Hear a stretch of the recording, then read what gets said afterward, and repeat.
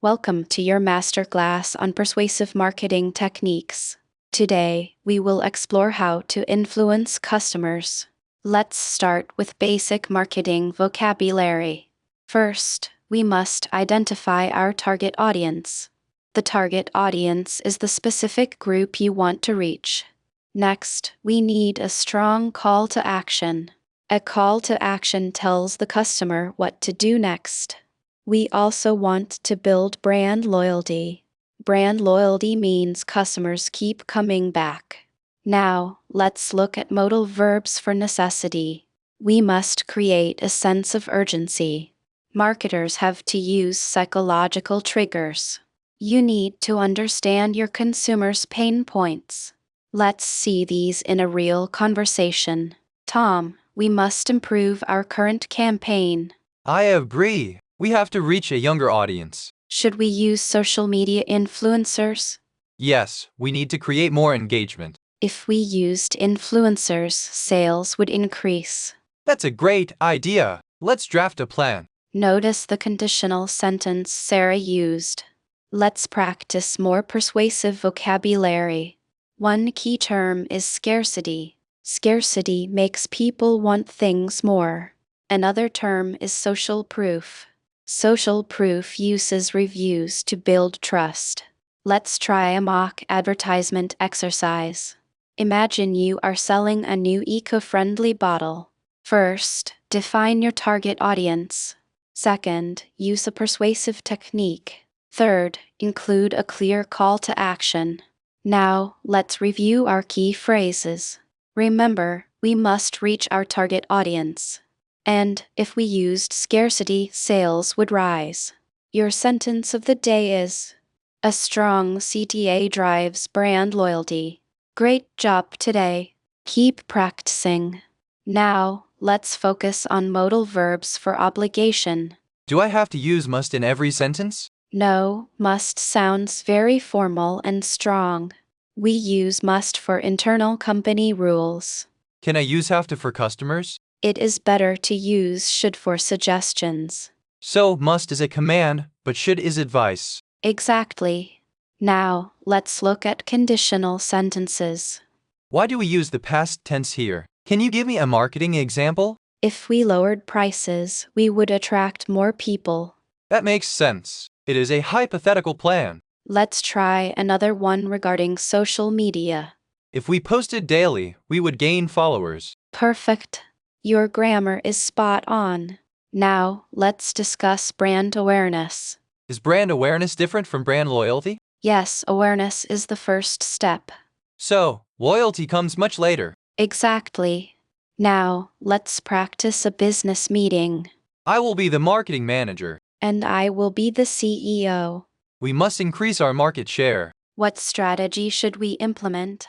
If we launched a podcast, we would reach millennials. That is a creative idea, but is it expensive?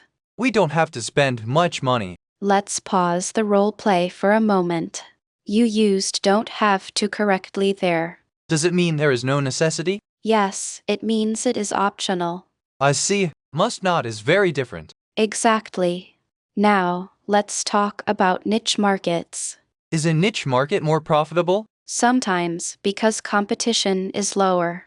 If we targeted a niche, we would spend less on ads. That is a very smart observation. Let's review the vocabulary from today. Can we review call to action again? A CTA tells the customer what to do next. Like click here to learn more. Precisely. It is a direct instruction. And brand loyalty is about keeping them. You are becoming a marketing expert. I hope I can use this in my job. With this level, you definitely will. We will cover more in the next lesson. I'm looking forward to it. See you next time. Goodbye. Let's start our new grammar module on modal verbs. Should we use them for marketing strategies? Yes, you must define your target audience clearly. Is there a difference between must and have to? Must is often more formal or personal.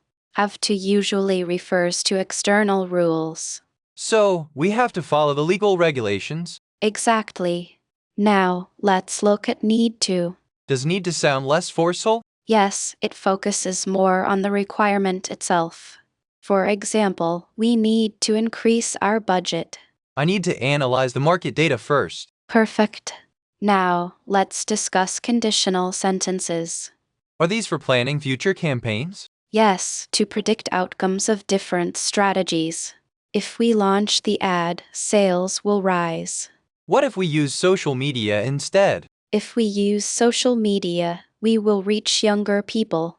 Now, let's try the second conditional. Is that for things that are impossible? Not impossible, just less likely to happen.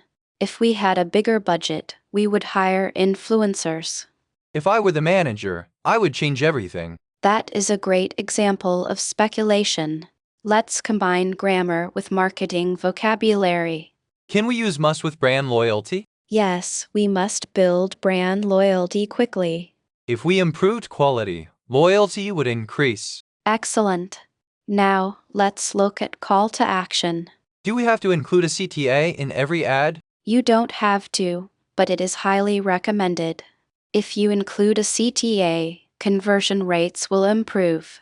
What if the CTA is too aggressive? If it were too aggressive, customers might leave.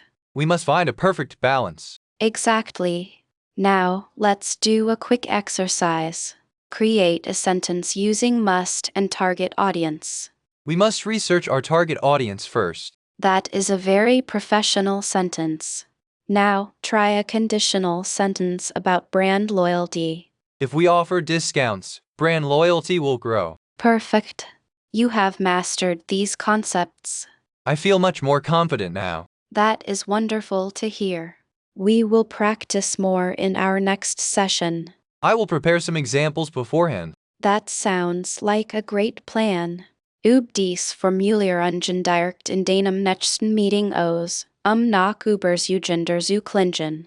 Let's shift our focus to conditional sentences. How do I distinguish between them? Type 1 is for real, likely situations. Can I say, if it rains, I will stay home? That is a perfect example of type 1. Now, type 2 is for imaginary scenarios. So it is more about dreaming? Exactly. It describes things that are not true now. If I won the lottery, I would travel. Very good. Notice the use of 1. Is it if I was or if I were? If I were is more formal and correct. Let's try a business scenario. That is a great idea for practice. If we increase the budget, we will reach more people. Correct. That is a realistic possibility. If I had more time, I would finish the report. Perfect. You are using the past tense correctly. Can we use them in negotiations? Yes, they are very useful for politeness. Like, if you lower the price, we would buy more. Exactly. It sounds much more professional. What about, if we sign today, will you ship tomorrow? That is a very direct type 1 question. Is it better to be direct or indirect? It depends on the relationship with the client. I see. Let's do a quick drill. I will give you a situation. Scenario: you are at a cafe. You want coffee. If I order a latte, will it be hot? That works, but it's a bit unusual. How about, if I buy 2, will I get a discount? Much better.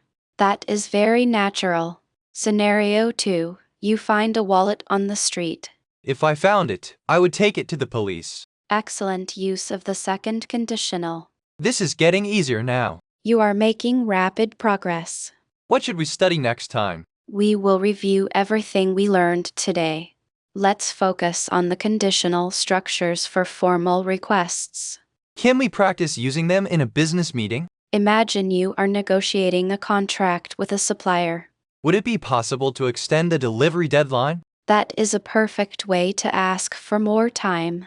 How would I ask for a lower unit price? Try, if we increased the order volume, could you reduce the price? That sounds very professional and persuasive. Now, let's try a different situation regarding logistics. What if the shipment arrived damaged? You could say, if the goods were damaged, how would we proceed?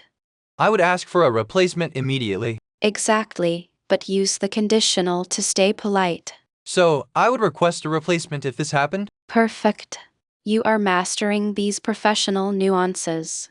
Let's shift our focus to expressing hypothetical possibilities in project planning.